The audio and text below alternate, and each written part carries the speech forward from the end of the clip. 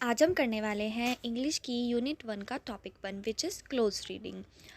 इसमें हम पढ़ेंगे close reading meaning, purpose, steps, helpful point and different modes. Start करते हैं मीनिंग से। Close reading is a conscious reading with attention. It is done to get information of given text.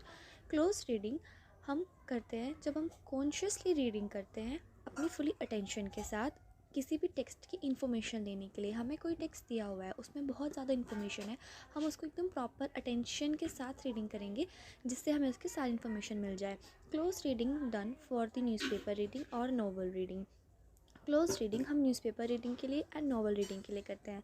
Newspaper and novels बहुत ज़्यादा vast होते हैं, हम उनको word to word नहीं पढ़ सकते, तो हम उन्हें इस तरह से पढ़ते हैं कि वो जो हमें इन्फॉर्मेशन कहना चाहते हैं हम वो समझ पाएँ। अब देखते हैं purpose of close reading. There are 5 purposes of close reading. First one is understand the purpose or aim of the text.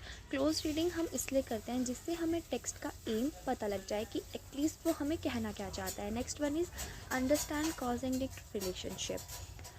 अगर किसी चीज़ का इफ़ेक्ट है तो उसका एक कॉज भी होगा। किस चीज़ का किसके साथ रिलेशन है और कैसे रिलेशन है वो पता करने के लिए हमें क्लोज रीडिंग करनी चाहिए। Understand the organisation of facts. कोई भी text facts and figures based होता है, उसमें कोई फैक्ट्स ज़रूर होंगे जो हमें पता लगने चाहिए और उन फैक्ट्स को समझने के लिए हम क्लोज रीडिंग करते हैं।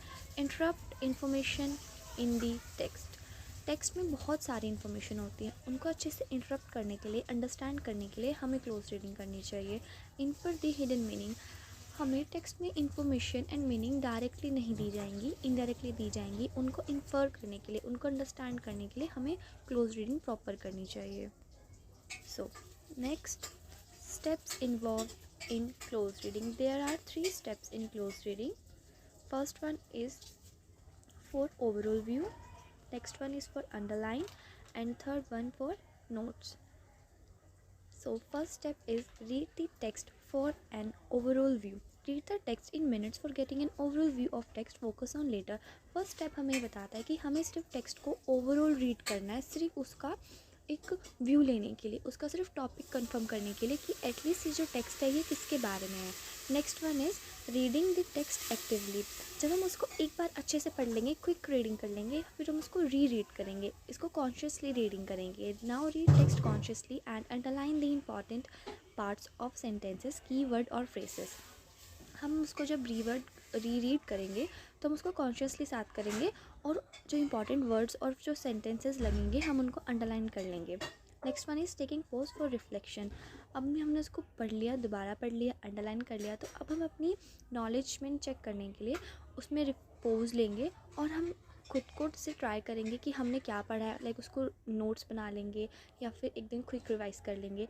Next one is helpful point in close reading. Close reading करते टाइम हमें किन किन बातों का ध्यान रखना चाहिए। सबसे पहले टाइटल। एक टेक्स्ट का एक प्रॉपर टाइटल होता है। टाइटल वो चीज़ होती है जिससे पता लग जाता है कि जो टेक्स्ट है उसमें लिखा क्या है, एटलीस्ट वो किसके रिगार्डिंग है। Next one is audience and purpose.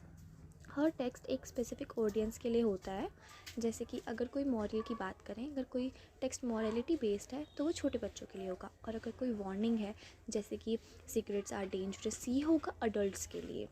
Next one is narrative point of view. हर किसी का देखने का पॉइंट ऑफ व्यू अलग अलग होता है। कोई भी टॉपिक है उसमें नेरेटिव क्या पॉइंट ऑफ व्यू रखता है ये हमें वैसे बताता है। Next one is imagery and symbols. Text story wise भी होते हैं जिसमें हमें इमेजरी एंड सिम्बल्स हमारे माइंड में क्रिएट हो जाते हैं जब हम कोई टेक्स्ट पढ़ते हैं। Next one is characterisation and chronology.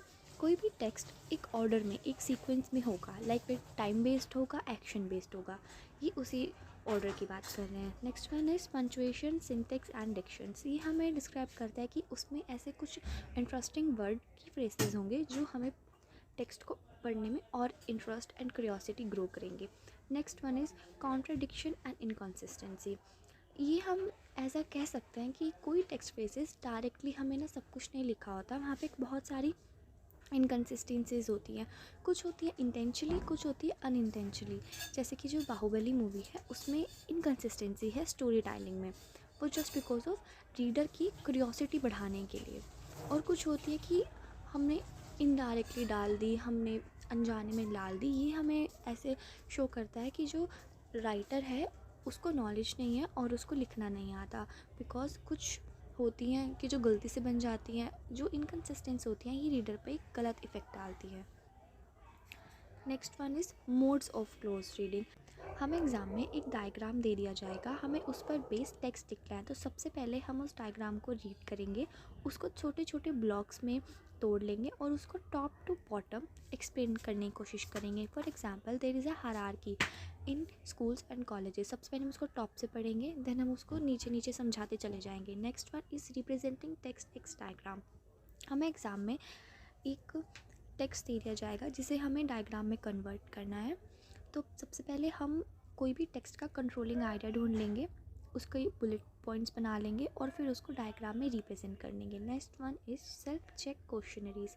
जब तक हमें पता नहीं लगेगा कि हमने टेक्स्ट में क्या पढ़ा है, वो हमारे लिए बेनिफिशियल नहीं है। तो उसके लिए हमें कुछ सेल्फ चेक क्वेश्चनरीज भी करनी चाहिए for better understanding. It is important to ask question from yourself from what you read. It helpful remember the information of given text. इससे हमें ये रिवाइज हो जाता है कि हमने टेक्स्ट से क्या पढ़ा है। Next one is listing main points to grasp the overall text. It should be done that listing all information of one place so that it can easily understand and revise.